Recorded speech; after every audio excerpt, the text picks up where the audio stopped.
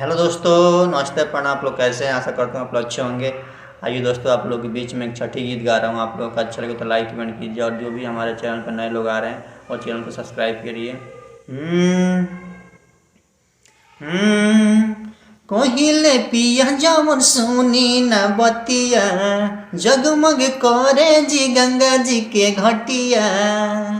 राजा हो कहिले पिया जवन सुनी न बतिया, जगमग करे जी गंगा जी के घटिया।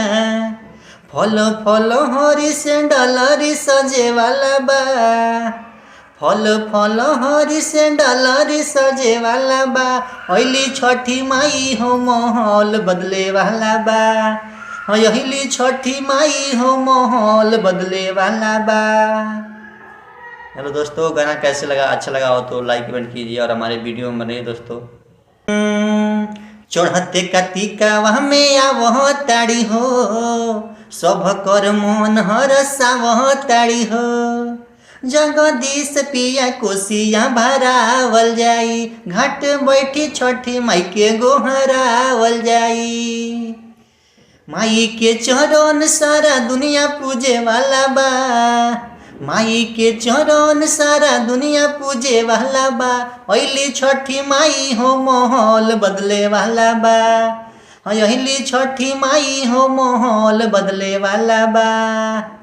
हेलो दोस्तों, गाना कैसे लगा? अच्छा लगा हो तो लाइक कमेंट कीजिए और हमारे वीडियो में बने दोस्तों आप लोग।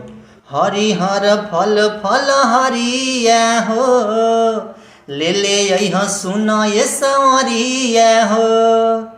जीतो न दे हाथी पिया तनी हचनिया हो, कोसिया भरल जाई राजा दुनु जनिया हो।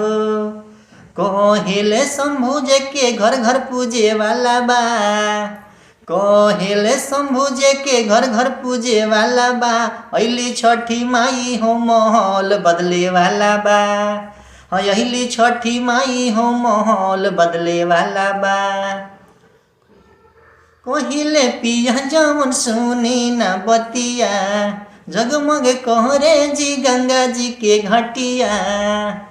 कहिले पिया जवन सुनी न बतिया, जगमग करे जी गंगा जी के घटिया। फल फल हरी से डलरी सजे वाला बा, फल फल हरी से डलरी सजे वाला बा।